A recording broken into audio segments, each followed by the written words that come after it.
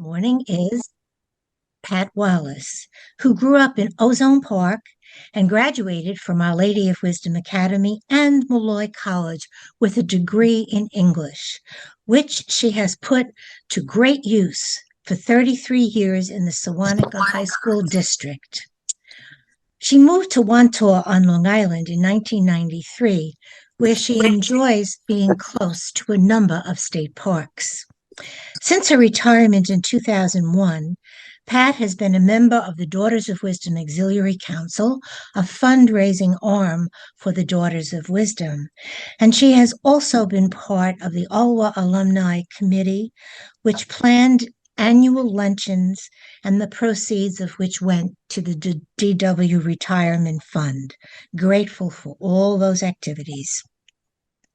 In 2008, Pat became an Associate of Wisdom, and during her 15 years as an associate, she has served 2 terms on the coordinating team as co-director. Pat is also a writer for Fire in Our Hearts core team, which prepares weekly reflections posted on the internet. Her newest volunteer work is at Wantor's Last Hope Rescue and Rehab Center, taking care of cats on a weekly basis. And in her spare time, Pat enjoys reading, crossword puzzles, traveling, especially to national parks out west, and then caring now for her 3 cats. Welcome, Pat, to this morning's conversations. Thank you, Anne.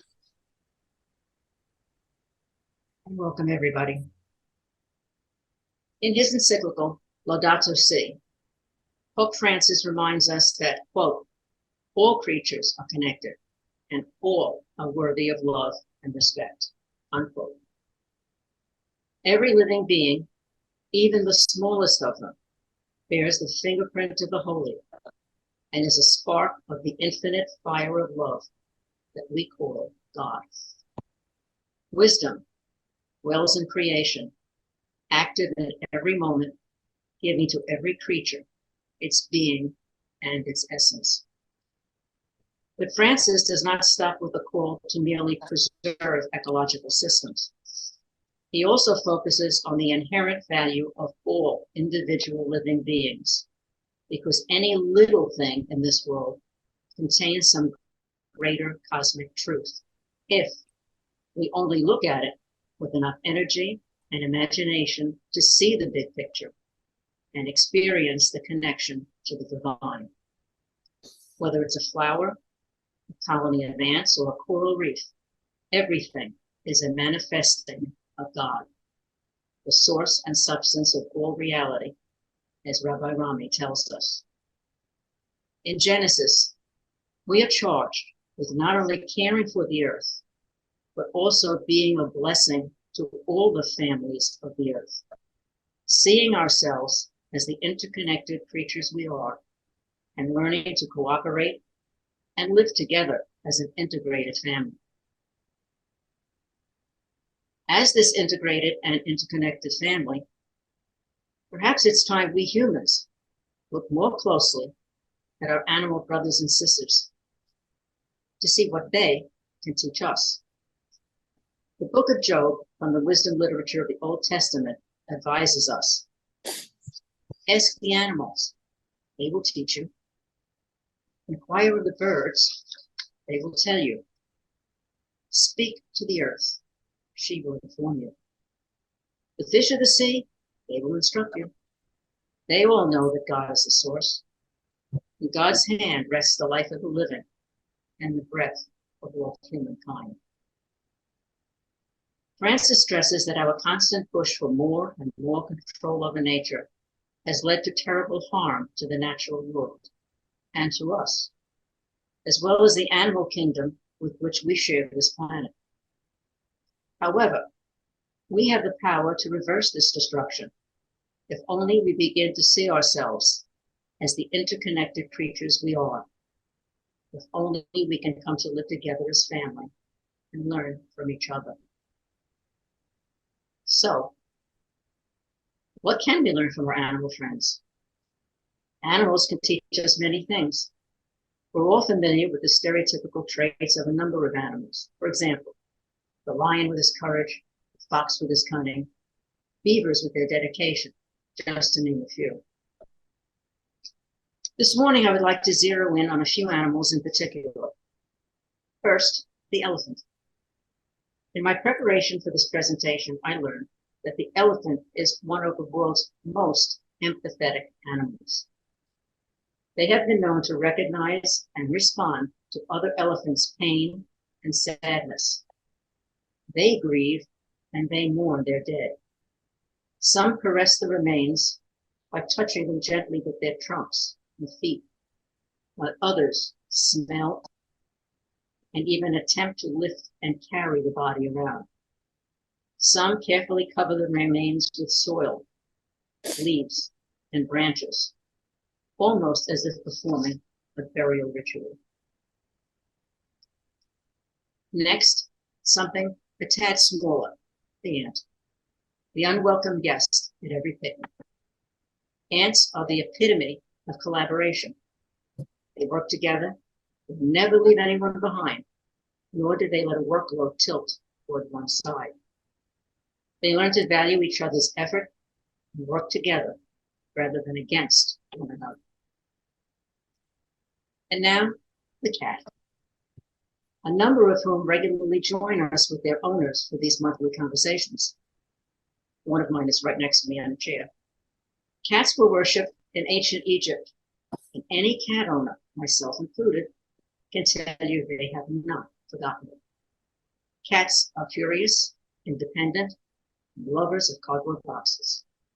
They are natural hunters, possessing laser-like focus as they stealthily, silently, and patiently stalk their prey. In my cat's case, usually a tiny bug on the ceiling. They certainly can show us how to silently be in the present moment. Last but not least, man's best friend, the dog. Some of those join us monthly as well. They are known for their faithfulness and loyalty.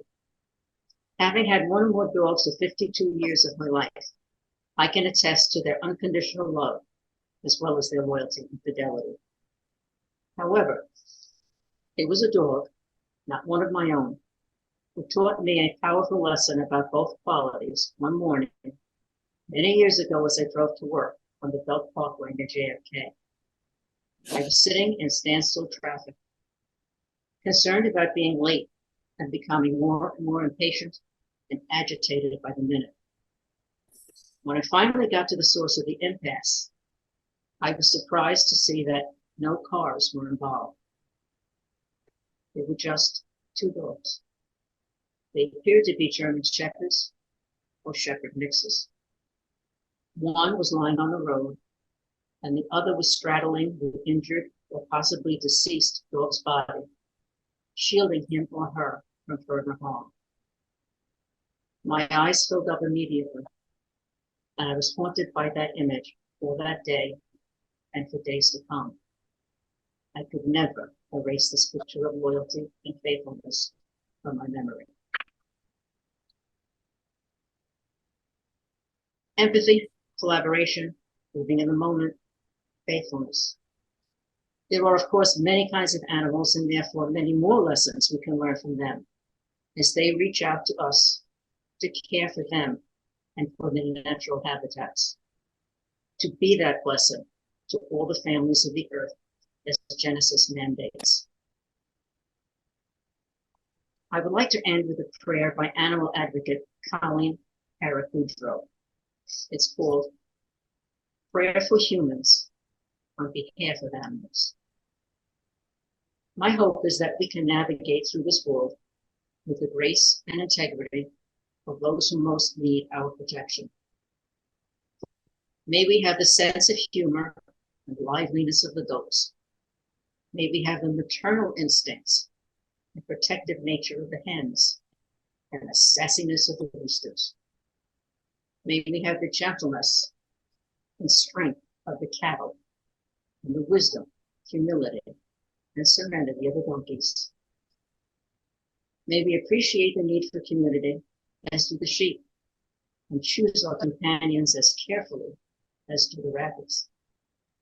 May we have the faithfulness and commitment to family of the geese, the adaptability and affability of the ducks.